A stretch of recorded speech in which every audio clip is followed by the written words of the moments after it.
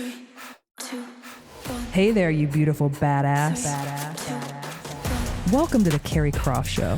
I'm your host, Carrie Croft, delivering you stories that get you pumped up and feeling like the unstoppable savage that you are. So grab your coffee, put on your game face, and let's do this thing, baby. 3, 2, 1. Ready to elevate your self-care game? Boss Gal Beauty Bar is a modern med spa offering everything from cosmetic injectables, lasers and microneedling, to medical-grade facials and skincare. Conveniently located in Clintonville, Grandview, Powell, and Easton, making self-care a priority has never been easier. Use code CROFT for $25 off your first visit. Hey, Maria Milligan here with RE/MAX Premier Choice. I grew up right here in this town. I know the schools, the parks, even the best places for coffee on Sunday morning. When you work with me, you're not just getting a realtor. You're getting a neighbor who knows this town inside and out. Let's find you a place that feels like home sweet home. Text me at 614-314-1355. She does all kinds of cool shit, but these are like eye candy. They're the best. They're dope. Okay. Mekka Don. Welcome to the Carrie Croft Show. Thank you. Thank you for I having feel me. like I got big time in here. Well, you know, it's I mean, look at time you. we level up. You know what? I've been waiting. You know what? I've been trying and waiting to level up. Now I'm here. I'm finally leveling up with Well, you. let's go. What's good? You know, 2024 was such a good year. I think it was like a foundational year. I'm just excited for 2025. You know, I'm excited for. One of the things about me, I just love possibilities. You know what I'm saying? Oh, I do. Look It's at like you. I don't have to necessarily know exactly what's going to happen, but I like to know that there are possibilities, and that just keeps me excited. I don't know. I don't. You're like a person that just oozes with like it's somewhat positivity, but it's charisma. Like you just have something that's like this. I can feel the energy with you, and I love that. Thank you. And so just for people that are just click play and they're like, well, who is Mekka Don that Yeah. you speak of, right? So a girl that I know went to school with you. She and I are buddies. She's like, I can't believe with how much you love hip hop and all this. You don't know Mekka Don? I'm like, no, but I feel like I need to. Yeah. So she does the reach out, connects us. Yep. You and I have a FaceTime like a week and a half ago. And when we had I think we were on the phone for like 40 minutes. Yeah, we were on the phone for a It while. was like, there was some like serious, like, I could feel your energy. I'm like, I need to know more about this guy. Yeah. And not only because you just have that off the rip, but I think once you start to peel back who you are and like, it's just not what somebody would expect Yeah. not knowing you. So Yeah. you're kind of a bias disruptor. Yeah. So couple things about you. You went to NYU for law school. Yeah. Your brothers are doctors. You have this really crazy smart family. Yeah. So let's talk about the roots for a minute Yeah. before we layer on the other stuff. Sure. So, I mean, my parents are both Nigerian. They moved here to Columbus, Ohio in the 70s, early 70s, and literally landed at Ohio State on academic scholarship. That's how they got here. And so we grew up close to Upper Arlington area, and I'm the youngest of 4 kids. My brother's the oldest. I have 2 sisters, and then me. And, you know, we come from a pretty traditional Nigerian household as far as, you know, emphasis on education. I'm sure everyone knows that, right? And so, but middle class, you know, just, you know, get it done. My parents have 10 degrees between the 2 of them. So I think education was just primary focus, obviously, but also just the way of life, right? In terms of how they viewed what life was supposed to be, kind of a never-ending quest of learning. And there's some aspects of that I think are amazing. Some aspects that I feel like they were a little bit misguided, particularly how this society works. But that emphasis was important for us, for all the kids in my family. My brother, like I said, is a doctor and a lawyer. My sister's a doctor, and then my other sister's a lawyer, and then there's me. I'm a lawyer also. But so you could see, obviously, you know, those are things that didn't happen by accident. They didn't happen. You know, it's just like when you see, you know, Peyton Manning's kid or, you know, in playing football, it's like, yeah, it makes sense. That's what his parents emphasized. So that was big for us. But for me, I always had an itch to do other things. You know, I knew education was important, and obviously I still value it, and I will never talk down on it. But I always had an itch to do other things. So in your mind, being the youngest too, and you're watching everybody else like going follow suit, follow suit, follow Yeah. suit. Did you even want to be a lawyer?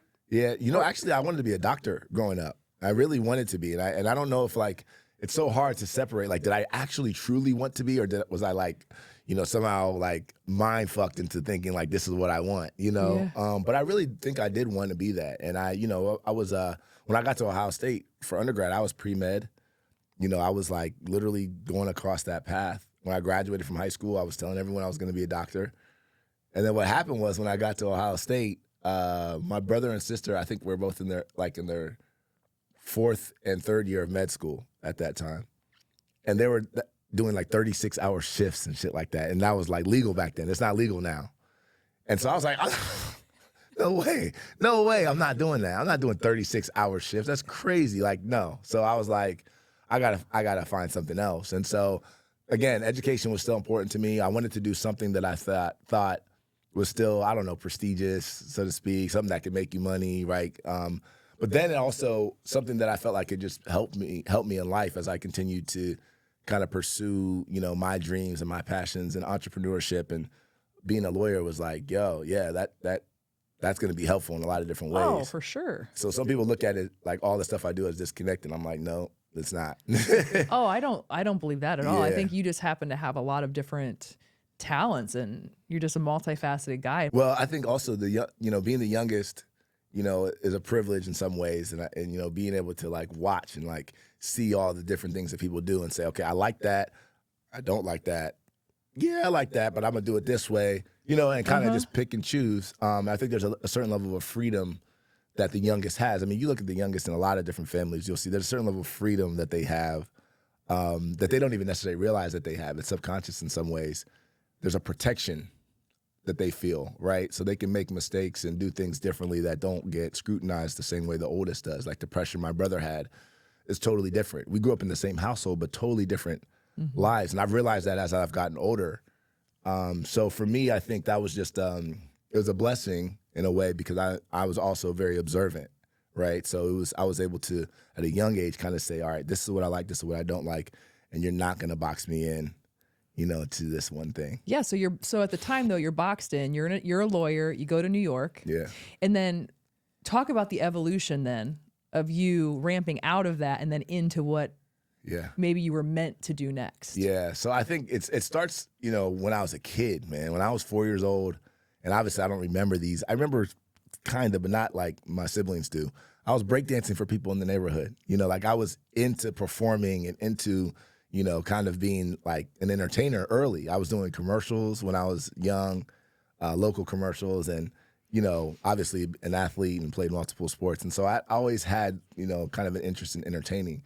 But music was like the big one because my parents loved music. They were always playing music, and my siblings all loved music. And they're, my brother was probably the one that introduced me to a lot of the hip hop, and especially New York hip hop. And I remember doing videos with my sister, like crisscross shit and dressing with clothes backwards and like doing all that stuff. Yeah.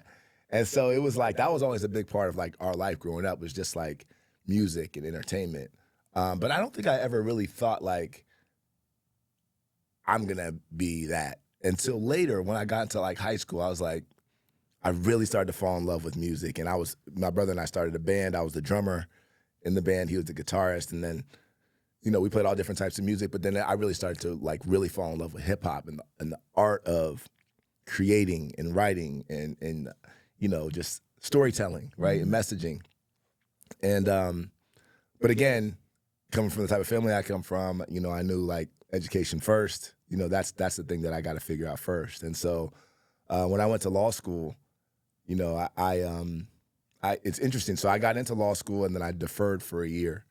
And then that deferral year, I moved to New York, and my brother and my sister happened to be there in New York, and I like stayed on their couch for a year, which is a dream. If you can live in New York for free for a year, it's like a miracle, right? Because it's so expensive, and it's just hard to find those opportunities. And they didn't really know anybody there at all because they're both in like the medical field. And so that year, I just like ran the streets, literally. Like I met everybody that year, and I was just like, I'm just gonna go do it, right? And so I started modeling. I got a modeling agent. In fact, Tyson Beckford's mom was my agent for a little bit. HBM was the name of her agency, Hillary Beckford Management. And I started, just meeting people. I was like going to parties, and I eventually started throwing parties and really like making my way in the industry. And it happened pretty quick. But then the next year I start law school. So once that happens, it's like, bro, you got to shut down. You can't be out here running like this. Like you will lose this opportunity.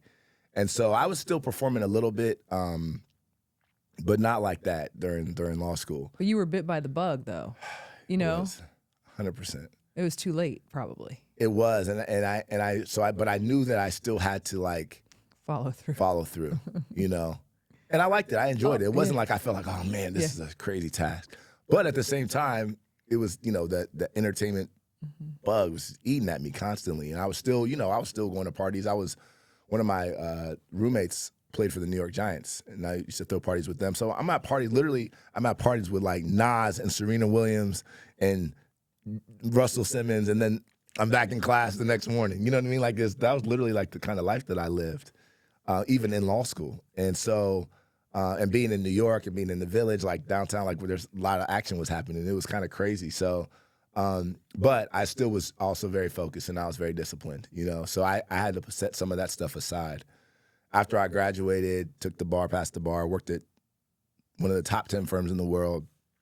I had offers from every firm that I interviewed with, and I was looking for a firm that I felt like would have some type of aspect of things that I wanted to do entrepreneurially later. So intellectual property stuff, trademark, copyrights, music licensing, sports marketing, or sports management, like any type of stuff like that. And I ended up finding a great firm that did that. And so I was able to work kind of in that department. But I knew the whole time, I was like, this isn't gonna last long. Like this bug is too, like you said, it was too itchy, you know? So I'm gonna have to get out of here. And under what circumstances, I don't know, but it's gonna be crazy when I decide to leave. What was the biggest thing holding you back from that? Was it telling your parents, letting your parents down? Yeah, I think telling my parents, particularly my dad, because my dad is more traditional than my mom. My mom is like, you're the baby. She always thought I was going to be a star, that type of thing. But my dad, I think, you know, given the fact that I'm the youngest, it's kind of like, and now that I'm a parent, I can kind of see this, right? It's like, okay, this is my baby. He made it. Whew, I can exhale. Now I got everybody set up. I can rest peacefully now. And, you know, and if anything happens to me, I know that everybody's taken care of, right? And then all of a sudden you get this curveball like, well, I'm about to leave this and I'm about to jump out into something that I don't know what's going to happen, you know, and so uncertain. I didn't have a record deal. I didn't have an investor. You know, I wasn't backed by a lot of money or anything when I decided that I was going to leave the firm. So that obviously created a certain level of uneasiness, and I knew it would. So it was that. And then it was also just like society, you know, like what is society going to say? What are people going to say? You know, are people going to, and people said some shit, you know what I mean? Like what I, you know, I don't know, feared to a certain degree that people would say, people said. It was, I mean, this was a story. It was and part of it was our own doing because of the way we like kind of positioned the story. And it got covered. It was in XXL magazine. I'm in American Bar Association Journal. Like, you know, lawyer leaves top 10 law firm to go be a rapper, you know, and like those are the headlines. And in some ways, those were headlines we fed people because we wanted to get the attention. But what happened was I almost became like a joke in some way, right?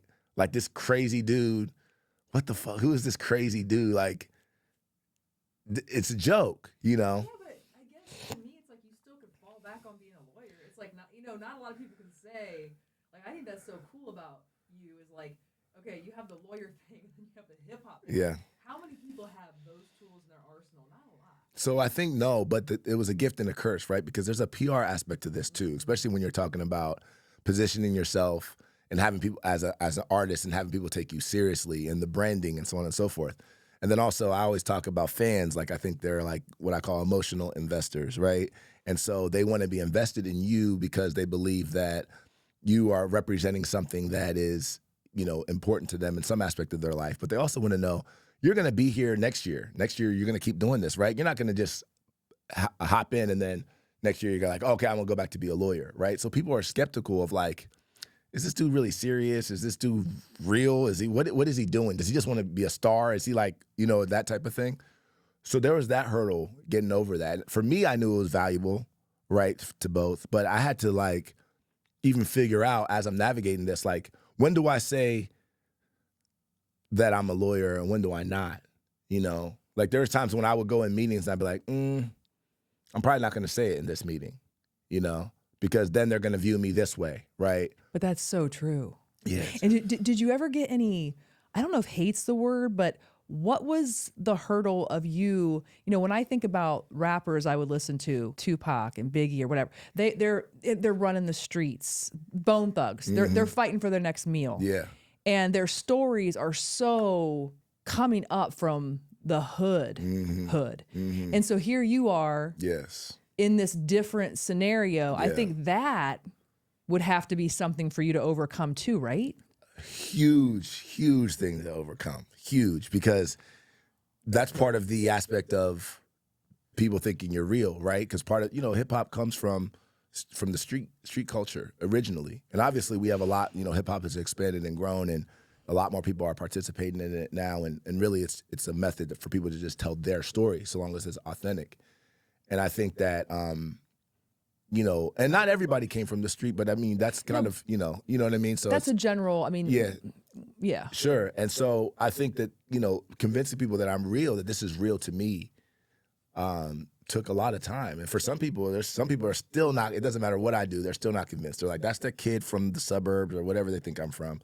That kid, I saw some online and somebody sent me like, people think my parents were loaded. My parents were not loaded. We were a middle-class family that they worked hard to provide what they provided, but we were not loaded, you know? And so these are the type of things that like people talk about, because it's not, hip-hop is so much, nobody cares where Ariana Grande is from or Taylor Swift or, you know, even some of these rock bands. Like nobody really cares, but in hip-hop, there's a real like, care from where are you from? Where do you represent? How hard did you, because listen, you know, like look at Drake. Yes. He's soft, right? People say his skin color, he gets, you know, that's colorism, but that's a whole different thing. But he's got that going on along with like he was on Disney or whatever. He in his raps, like I have enjoyed and love his music, I have to say. But like every once in a while, I'm like, yep, Drake, he's a little soft. You know, it's I have no idea. I know. But it's a thing. Yes, it's a thing. It's a thing. It's a real thing. And so that's something in hip hop. And then one other thing, you know, and I've, you know, met with a lot of different like rappers and celebrities over the years, and people have given me tips and different things like that. And I remember somebody told me, they said, look, people are not going to like you in this game because you're essentially taking up spots. You're taking up a spot that you don't have to take up. You're other things that you could be doing. He's like, a lot of us that are in here are doing this because this is the one thing that we know, the one option that we have to kind of make it out and to kind of, he said, you could be rich doing a lot of different things. He said, so just understand, I'm not saying you're not dope. He like, you're dope, but that's not really the point. There are going to be people that don't fuck with you because they're like, look, you're taking up spots. And I was like, wow, I understood that generally, but when, you know how sometimes somebody says it to you a certain way, it hits you a certain way. I was like, wow. So I realized that was a real thing, you know? So I think for me, one of the things that I wanted to make sure of, and early on when I'm rapping, I don't even know what I was rapping about. You know, Pac was like my guy. So I'm like trying to be him, trying to be DMX, you know, I'm like not original at all. And I think that happens with a lot of rappers early on, and then you kind of come into your own. So I made like a very conscious effort to decide like, I need to make sure I am my absolute most authentic self. The things that I'm saying are things that you can verify. You know, the things are from my experience. I'm not trying to portray a life or a lifestyle or, you know, coming from certain things that I didn't come from. And I think once I kind of settled in on that, things kind of started to change for me, right? I think people started to view me differently. Like, okay, all right, he's not trying to be, because that's part of the tension early on. Is like, is this guy gonna come in here trying to talk gangster shit? Like, what is he about to be on? You know? So I think that evolution was really important. And I think you figuring out how to lean in to the places that are going to be the most fruitful. I mean, like what you've done with Ohio State, and I think your positive vibe that you have, like there's space for that in hip hop. Are you kidding me? I mean, let's look at this. Going back to what we just said, the hip hop, you know, being like you have to be the you know, hard knocks of the hard knocks to be respected. Well, isn't there a lot of room then for like some positivity and some people that maybe like let's diversify that a little bit? Yeah. And I think you leaning into that, and you know, that's the smartest move. Yeah, I think, well, and part of it is just also, you know, when you talk about leaning in. It's also about what are your experiences? Where did life take you? What are the things that you actually know about? And so for me, kind of leaning into, like anthems and, kind of the sports team collaborations and stuff like that. I come from sports. I played 4 sports growing up. I played 4 sports in high school. I played football at Ohio State. I understand that. I understand that world. And there's always been a unique marriage between sports and music that, maybe it hasn't been as like seamless as what I'm doing, but there's always, you can't watch a football game or a basketball game without hearing music. You can't watch a volleyball game without hearing music. You can't go to any sporting event really without hearing music. And then you've always had artists that have, worked with, creating anthems and, We Them Boys or Black and Yellow and, all these different things so that was always a kind of a space that I always looked at. But again, as an independent artist, and you have to find your way, and the thing is, how do you get people to listen to you?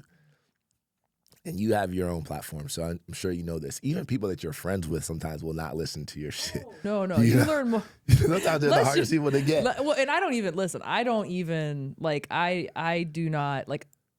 That has been a very interesting thing. Yes. You get support, and I'm not saying I have my ride or die awesome friends, but it's surprising. It is.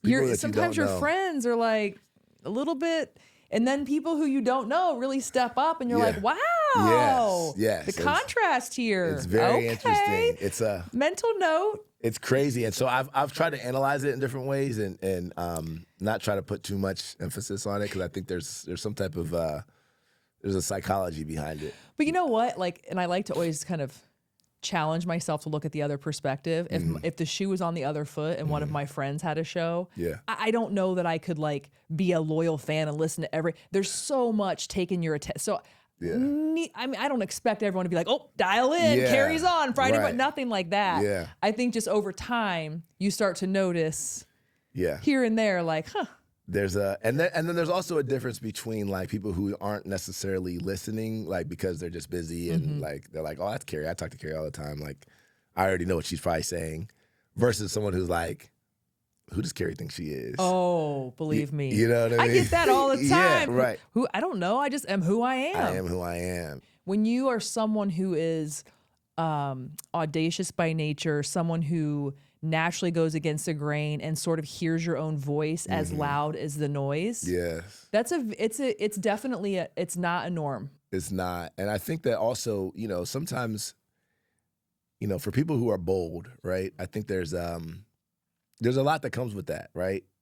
Because most people are not bold, and most people are actually enamored by people that are bold, and they are willing to either follow, and say, wow, that's someone I want to be just like, or they're going to find something about it to nitpick at, And so that's the other thing that you're balancing. There's so many things when you're going for your own thing, there's so many things that you're balancing. People think they don't realize that it's not just the thing that you're going for. It's a lot of mental stuff that you're dealing with, right? And emotional stuff and, comments and, self-doubt and, even when you're successful, I've talked to a lot of successful people, and I'm sure you have as well, and you think that they're all just ultra confident all the time.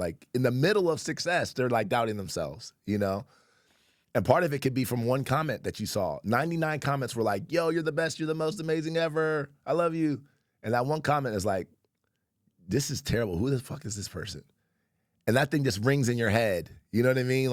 Randomly, you're on an airplane, working on, and that comment rings in your head. And so just balancing that, and then some of those things can really seep into your brain and say, why did somebody say that? Who am I? Am I really who I think I am? Or did I create this thing? Is this real? What is this, right? Because at the end of the day, it's hard to figure out what's real and what's not. Stuck in a cycle of losing and gaining the same extra pounds? Tired of quick fix diets? Choose a weight loss program that's safe and that works. At Donaldson, we couple weight loss injections, we all know the ones, with science-backed education, lab testing, and one-on-one support to help you shed unwanted weight and achieve your goals. Take the first step to a healthier, more confident you. Visit donaldsonplasticsurgery.com/weight to get started today. And if you're a first-time client going in for your first treatment, you'll get $100 off by just mentioning The Carrie Croft Show. You're welcome. You know, You what I like to, when I'm doing my internal dialogue, because you're right, you're battling, you're swinging from vines, man. Yes. And you can really let that derail everything. And then you go back into the sheep. Like, I think a lot of people are just, they dilute Yes. themselves so much and they're just all the same. 100%. So you have to be mentally athletic. Yes. And this is a term that I have love it. really started to get real close with. And I'm using it more and more. And it's like, but are you mentally athletic? Like, I see that you're going and you're working your biceps. Yes. I see you got some nice quad. I see what you're doing here physically. Yes. But I love are you that. mentally fit for this? Yes. Because if you're going, I mean, my piece of advice, if you're going to start something and you're going to step out into your authenticity, first of all, don't let anybody stop you. I don't care if it's your dad, your Yep. mom, your whomever. Yep. You were born to do it. You were destined to do it. Yep. But be ready. Yep. Be mentally athletic and train your ass. And you know what that Yes. may mean? Yeah. Be quiet for a while. Yep. Separate for a while. Yep. Get in there and just know, like, you were born to do it. And don't let one day you're over here on this vine. It's like, I suck. Yes. Next day you're like, I'm awesome. Don't think you're too awesome. Yes. But don't think you suck too bad. Just stay Yes. right there and just Yeah. know you have a purpose. And you got to talk to yourself. Oh, yeah. You know, and also remind yourself of why you're doing what you're doing. And that's why the original purpose, I mean, you can pivot, but the original purpose is so important. You know, I remember somebody said recently, like, you know, and this isn't new, but they said, like, if you were to evaluate, like, where you are now versus where you were when you first started, you know, you'd probably be like, oh my God, I can't, you know, if someone would tell you, like, 2 years from now you would be here, you'd be like, oh my God. And then you're here and you're not happy because you're trying to get to the next point. So that's another thing for me, is like also just evaluating and celebrating wins, right? You know, not understanding, like, this is a marathon. This is, you know, there's, like, people say success is a destination, a journey, not a destination.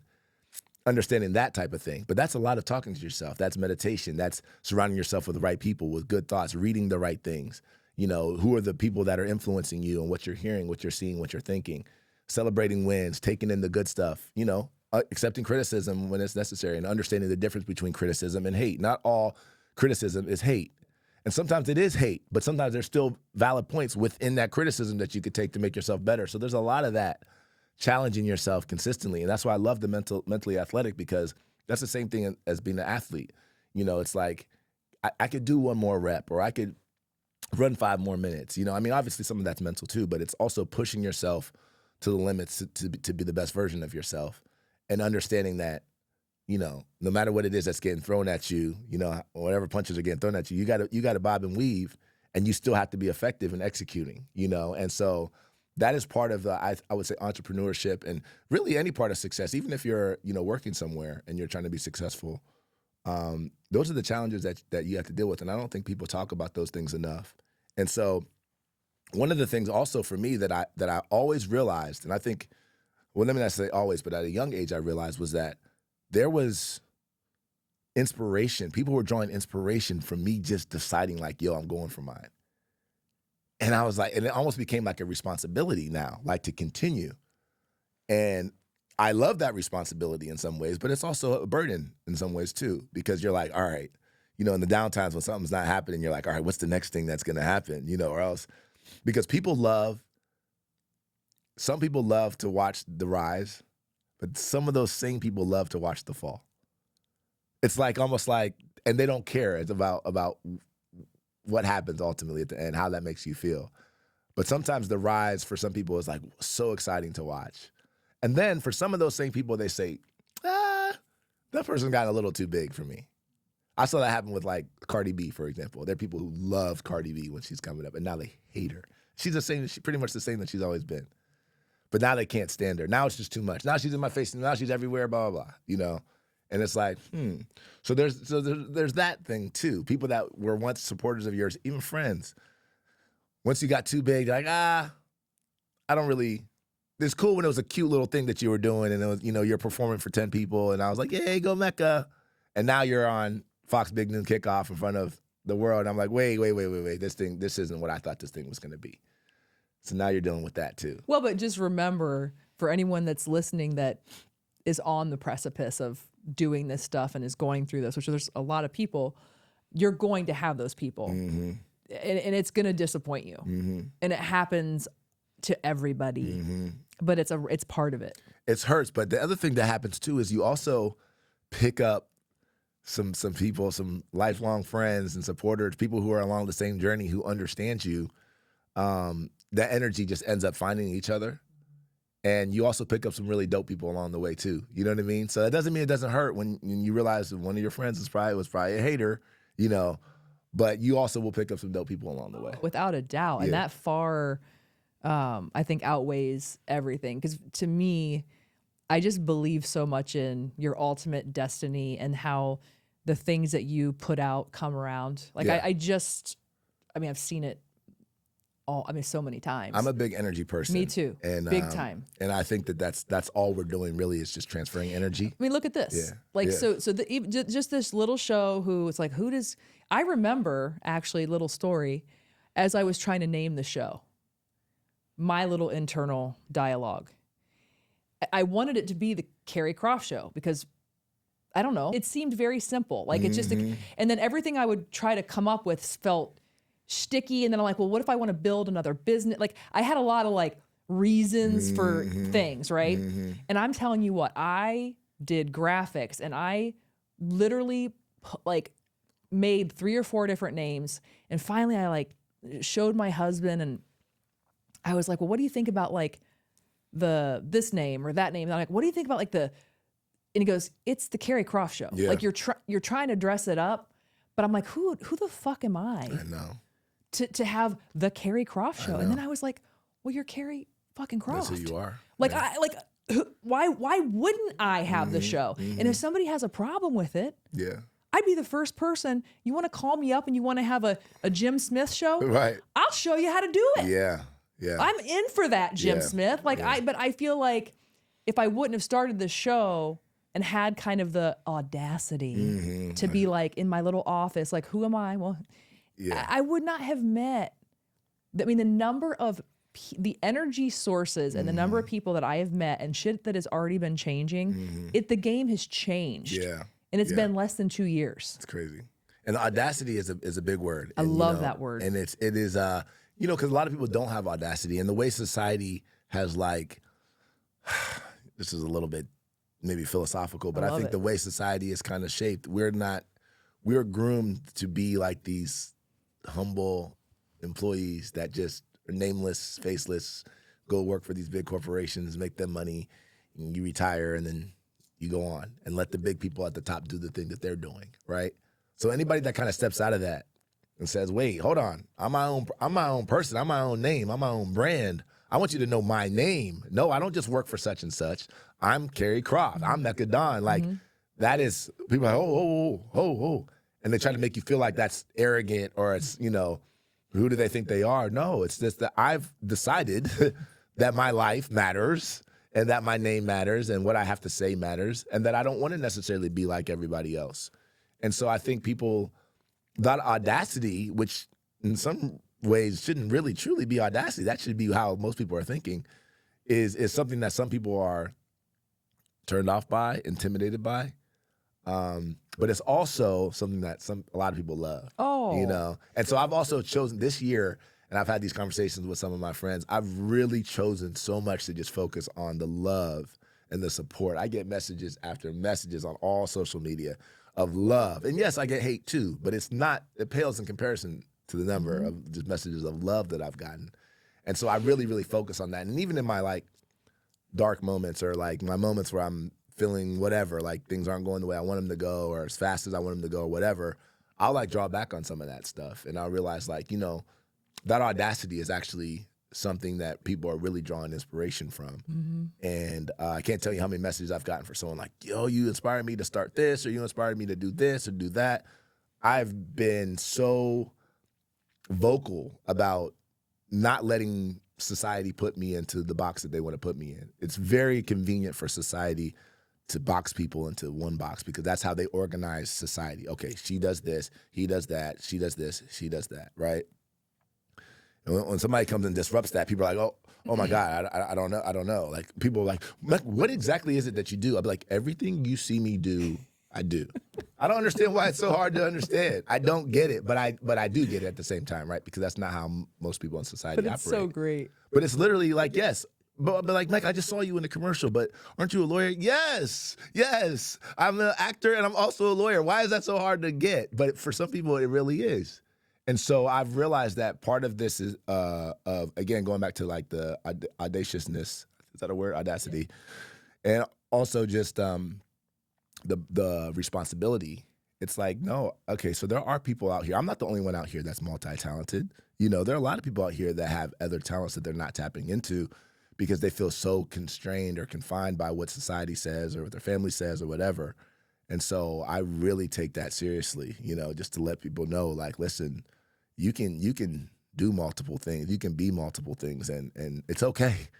People are so afraid they're afraid to start, and they don't really know how to start. Yeah. You know, and Yes. that's one of my goals for 2025 is like fine tuning this brand into that's something I've always been really good at is figuring out a situation and being able to start it and follow it, like figure it out, whether it's starting a business, whether Yeah. it's finding a surrogate without an agency. I mean, talk about who does that? Who Yeah. in an emotional turmoil goes and finds a surrogate without an agency? Yeah. I did. Yep. Like no one in the right mind would have done that, right? Yeah. So now it's like, how do I give back to people who want to start something? Yeah. Whether it's something inside of you, whether it's an external thing, or whether Yeah. it's, you know, infertility. Like I'm so excited to be able to like fine tune that message because I feel like so many people are being stopped because of that. Well, one of the things that I've realized too is that I think part of it is because people a lot of times when they want to start something, they're looking at kind of the biggest and the best in whatever that industry is, and looking at that as what they feel like they need to be. For example, they're like, okay, how do I become the next Apple? It's like, wait, hold on, let's slow down. You have a technology product or you have some type of app or whatever. You don't have to think about how you're going to become Apple yet. I was actually, I'm working on a book concept, and so I was listening to just a couple different, former authors and kind of some tips that they gave. And one of the things that one of the guys said was that you have to like really break this down and into kind of segments, right? Because if you look at it holistically, it's going to be overwhelming. You're going to be like, oh, there's no way I can do that. I can't be the bestseller. It's like, no, that's not. Wait, slow down. Let's work on this thing in segments, right? Let's create an outline. We're going to work on chapter 1 through 3 first, and then 3 through 5. And if you view it that way, it doesn't feel so overwhelming. And a lot of times people start to doubt themselves once they view it this big audacious goal, because they feel like they have to accomplish all of it at once. And it's like, that's not really how it happens. But I also think you're right that there are probably not enough mentors, people who are really showing people how to do stuff. In the entertainment industry, that's one of my biggest goals. And that's why I deal with young artists all the time. Because it looks like, they're like, oh, I want to be a big artist. And all of a sudden it's like, okay, hold on. There's steps that you can take. It's not going to guarantee your success, but there's steps that every single artist that made it had to take these steps. They had to practice, they had to write, they had to work on their beat selection. They had to build relationships with producers. They had to work on their marketing, their branding, their messaging, who am I, their story, all these different things that you have to build.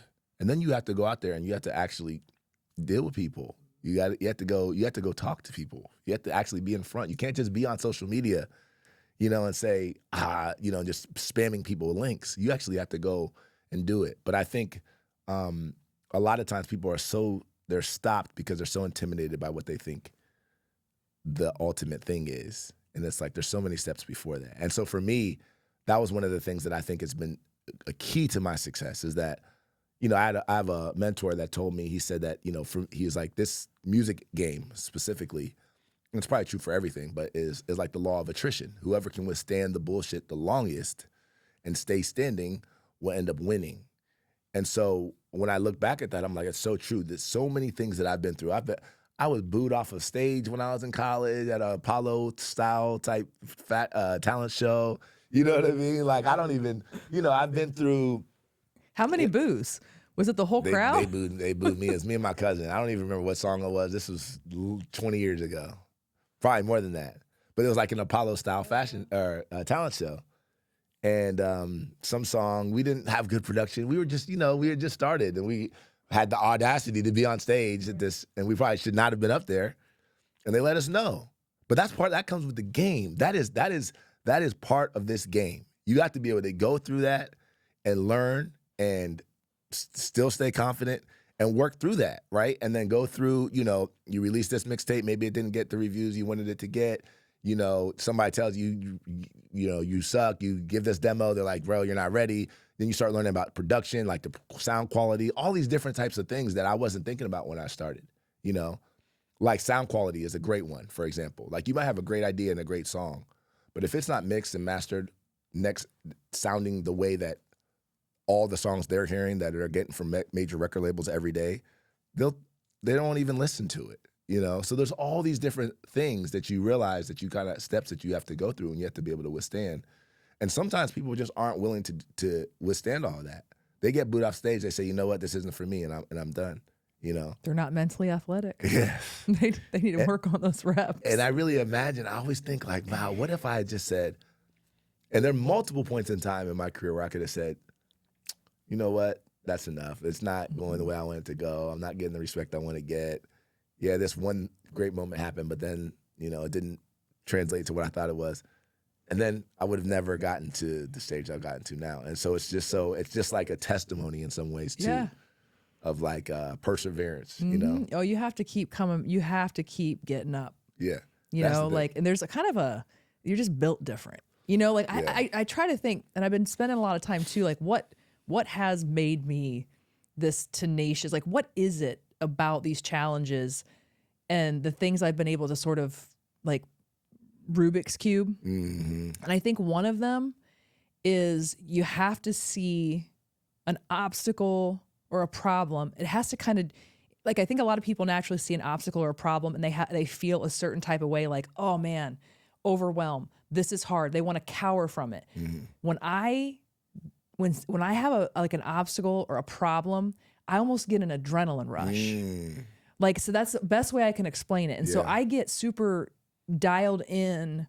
I don't want to call it excited. Like, I don't want a problem. Yes. But there is something with me from a chemistry perspective where I get almost like jacked up. Mm-hmm.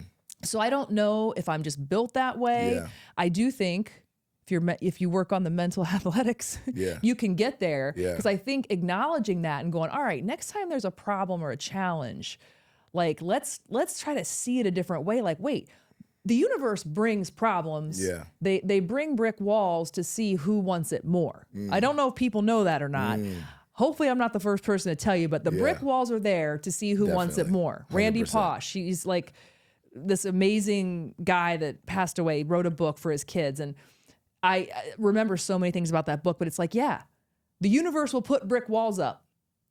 Are you going to be someone who wants it more? Yes, 100%. And if the answer is yes, then start running toward the brick wall and start scaling that fucker and figuring out a way to get over it. Well, I do think some people are built differently. And I wonder, like, is that a skill that can actually be taught? But I think, and then the other thing too is I think this is the experience and also seeing yourself overcome challenges. So like when people talk about confidence, for example, there's a certain thing as like natural confidence for sure. But I think as you continue to experience things, overcome things, reach certain level of success, get different points in your life that kind of validate where your confidence is coming from, it kind of continues to build. And at a certain point, it gets to a point where it's like, all right, I can overcome anything. And so that is like where certain people get to. And it's like for me right now, same as you, I don't feel like there's anything I can't overcome. And that might be crazy. Maybe I'm wrong. But the feeling is there. And it's not arrogance. It's not like, oh, like nothing can stop. No, things can stop me. I can walk outside and get hit by a train right now, right? So it's not that, but it's just that feeling of confidence. But I think part of it is without persevering, it's very hard to ultimately get confident because you're not going to see enough of the signs that you need to see that show you that, okay, you are talented enough or you are good enough or you are smart enough to figure out what the next thing is. But what is it that makes people persevere? And to me, I feel like a lot of times it's grit. How do you teach grit? I don't know. But also passion.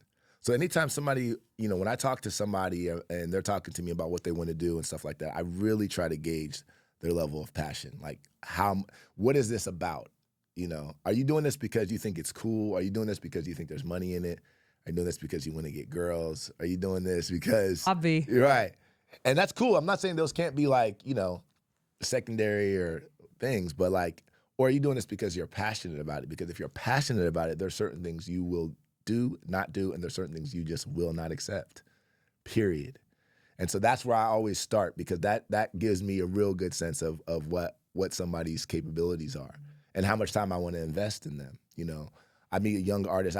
There's a young artist right now that is just super, super talented. His name's Mekka Don.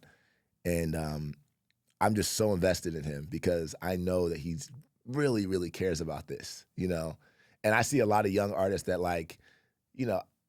so when I grew up writing music and like trying to be the best and come up with the best bars and trying different styles and stuff like that, that was the game. Like, you didn't want to come out with a whack rap. Like, every verse you cared about, every line of every verse you cared about. If you wrote a whack line in a song and then you heard it later, you would not even be able to listen to that song. You're like, why did I say that? Like that was how serious we cared about the craft of actually creating music and songs and lyrics. This generation is different, and I'm not saying it's just different. They don't care necessarily about that as much. They don't necessarily care about the instrumentation as much, like when to use this type of drum or what type of instrument they're going to use, or take this out. Like, they're not involved like we were. We were literally in there with the engineers and the producers. Like, all right, take the kick drum out here. But can we turn this up over here? Like that level of involvement in the creation. Now it's much more of a kind of a microwave society in general, but even with music, it's like, all right, put on the beat, let me go rap and do a couple things. Who's the best rapper right now in the game? Kendrick. And Lamar. then who do you, like, top 3 rappers that you listen to right now? Of all time? No, just that you would listen to, like that have shit out that you like. Kendrick definitely is number 1. Man, I was listening to him this morning. He's so good. When I was working out, I'm like, he's so good. His shit is good. The reason why I like Kendrick, and I'll answer your question, but the reason why I like Kendrick so much is he's like, just based on what I was just talking about, he's like a true artist. Yeah. No song necessarily is going to necessarily sound the same. He really uses his voice in different ways as an instrument. These are the things that I learned from, watching other rappers growing up, like Busta Rhymes and obviously Jay-Z and Pac, and just like how they use their voices. DMX use their voice as an instrument, right? It's part of the song. It's not just the lyrics. R.I.P. R.I.P. I loved him. That's my guy. And him. So like that's what Kendrick, like, you listen to certain songs and he really understands like music. This is music he's making. It's not just rapping, Yeah. And so like he's a true musician in that sense. So I love listening to him. I like Lil Baby. He's one of the... I love Lil Baby. Yeah, like I just like him. I like just how he moves and how he operates. Who else do I like? I like Rhapsody. She's like super dope artist. I feel like she's like totally under-respected. Part of it is because the industry doesn't promote artists like that so much. You know what I mean? She's like real, I don't want to say conscious, but she's, she talks real shit and she doesn't shake her ass and you know what I mean? All that type of stuff. But what about the one, is it Young Dolph? Dolph, yeah. I like that one song. There's a song out that I don't even know if it's just on my hip hop mix. Dolph it's like was murdered. Dolph, yeah. He died? Yeah. Oh. Yeah, it's and that's the other, so I'm gonna touch on that too, if you don't mind. Yeah. One of the other things that was like, I say scary in some ways, getting into the industry, hip hop industry in particular, was, there's it's very cliquish, right? And so a lot of times people want to, like, who are you affiliated with, and like who you come in with a lot of times matters, right? And then also, who you're cool with, you might, because you're cool with one person, you might inherit the beef that they have with somebody else and not even know it. You know what I mean? Just because you did a song with such and such, or you hung out with such and such, and all of a sudden, there's that. And so, and there's violence in the game, right? It's not, and I'm not saying there's not violence in the rest of the world. There is, but there's violence in the game. And so that was another thing when you talk about fear, like for my parents, for example, or people who cared about me. They're like, Mekk, man, this is a dangerous game. Not to mention the entertainment industry as a whole and a lot of things that I was very naive about, when I was younger, different events that I was at, places I was at lots of different parties. You know what I mean? Were you at a Diddy party? I never had a Diddy party. and I was at parties that Diddy was at. Aren't you glad now you were Yes. there? I was around him. I was at his restaurants. I was around, like, that was not abnormal. But isn't You know that what I funny? mean? Like at the time, you would have probably like given your left nut to be at a Diddy party. It's crazy. Now you're like, thank God I wasn't at a Diddy party. It's crazy because, but the thing is I definitely saw a lot. Yeah, like can you comment on like what you think in terms of like Jay-Z, like he's getting some heat. Diddy, like, because I try to separate fact from fiction. Like you have got so much out there, but when you were in, like you saw things. I don't think Jay was operating the way Diddy was operating at all. And part of it is, even being there in New York, I'm in the heart of this stuff. I'm throwing parties in New York with celebrities. You know what I'm saying? So I'm in the heart of it. Were there rumors then? Oh yeah. So let's go to that. So like back in the day, there were already like people were talking about Diddy. 100%. Like so Early you already 2000s, heard. Okay. Early 2000s, there's nobody that wasn't hearing about Diddy. You know what I mean? Like nobody in New York. I'm like, no, that was the thing. It was. I mean, we weren't hearing it probably to the extent that some people are hearing about it now, but that was not a secret. That was not a secret at all. And not just him, other people in the industry and how they were moving, because also a lot of this is like pre-internet. Most of it is pre-internet and like social media. So there are a lot of things that, people were getting away with and the type of power dynamics in that industry. And this is entertainment as a whole. You see this in Hollywood, Weinstein and stuff like that. The power dynamics are crazy because, like, you talk about someone giving their left nut. Yeah, people will sell their soul for the level of fame, and they know that, right? I've had situations personally where someone said, what are you willing to do for me? I swear to God, God strike me down if I'm lying. What are you willing to do for me for this thing? Swear to God. When they say that, what are they asking? Like, what are they asking, like, sexually? Are they saying, like, really? Men too. See, that doesn't anymore. That doesn't surprise me at all. Mm-hmm. And it's crazy, but it's crazy how in your face with it. It's one thing if it's like kind of coming on to you or whatever, or it like develops into something and then they put you on as a result of a relationship that you guys built. It's another thing when they're literally willing to say to your face, what are you willing to do? And I remember the situation that happened to me in New York, just like that. I'm sitting almost across from someone just like this.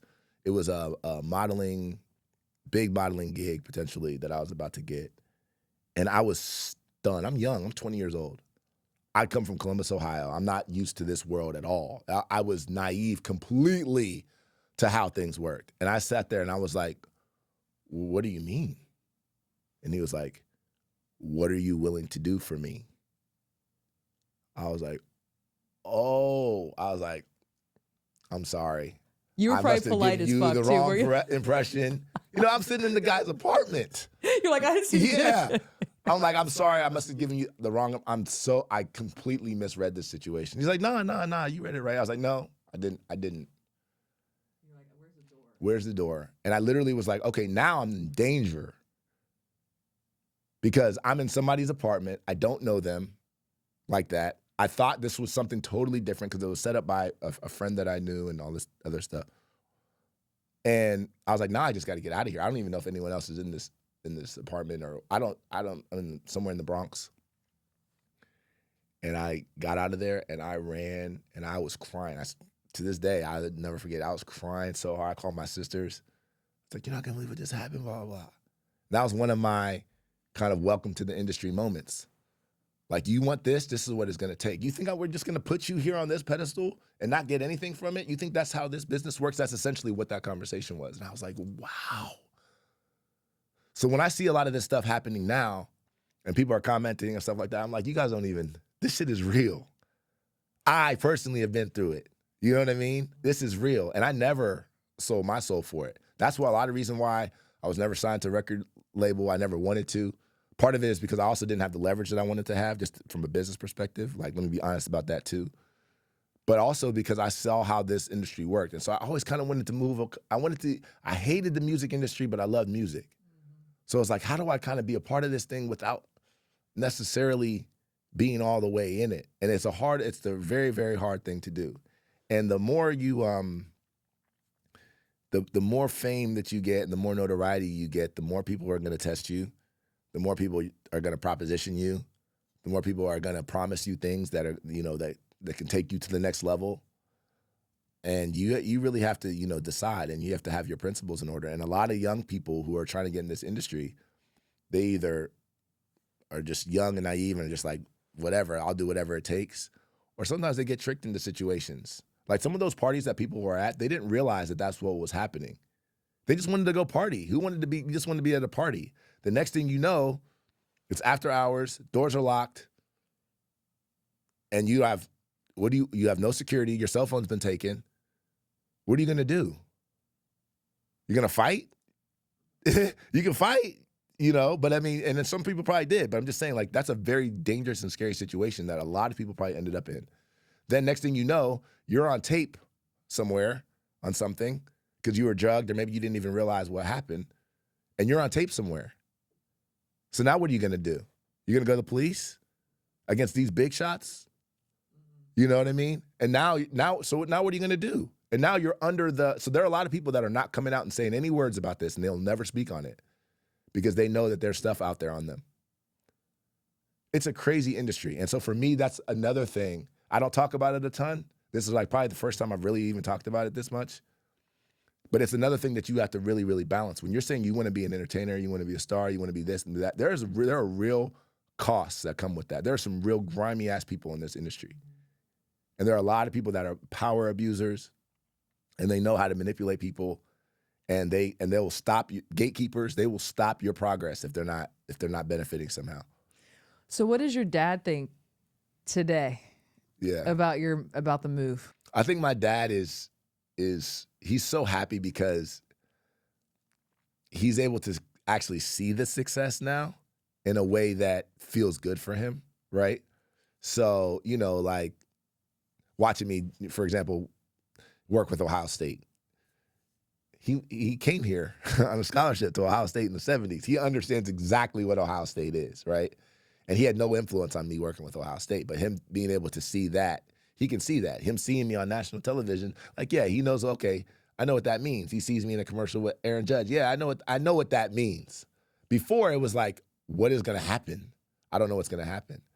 And also I think my parents had developed a trust for me over the years that they always kind of had. But I think that, that I was smart with my decision making, right? I was intentional with what I was doing. I always had a plan. Didn't really ask them for much along the years, so that was also good.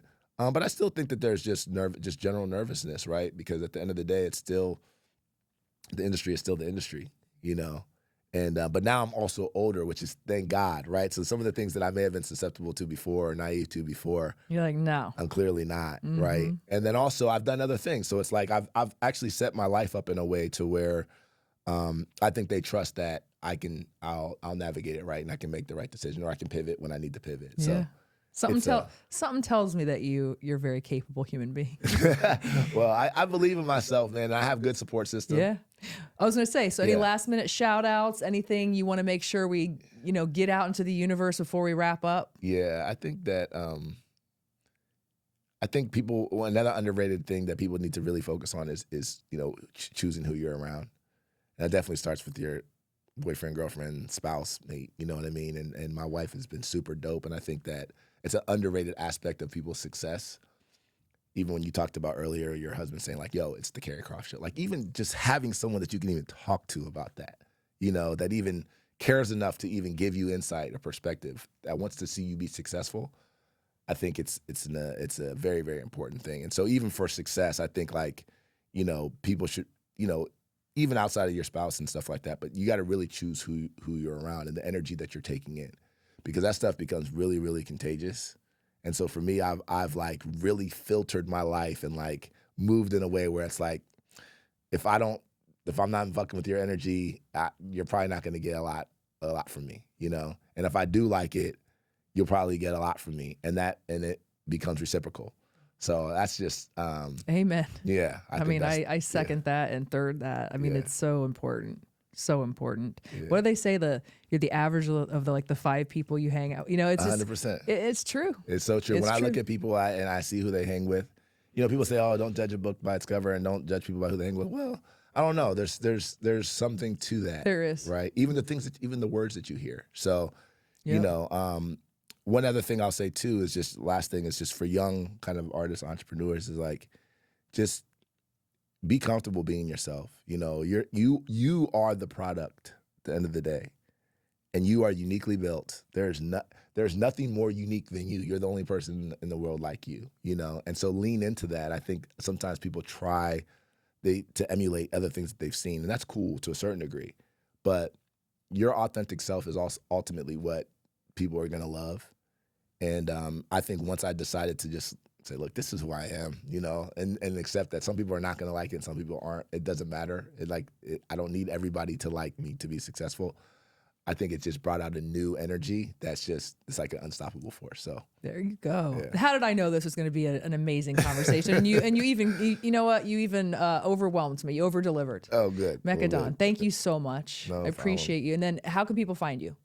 At Mekka Don Music, so that's MEKKADON Music. If you're on Spotify, Apple Music, wherever, SoundCloud, Amazon, it's Mekka Don. Look them up. Buckle Up is the new anthem for Ohio State Buckeyes. That's right. That they ran out to all season and did a dope collaboration with Ohio State with that. So you guys keep on the radar of Mekka Don. Trust me, I know these things. 2025 is going to be big. Damn right. And if you're still out there following your girl, follow me on YouTube, Spotify, Apple, or wherever you get your podcasts. And until next time, be mentally athletic.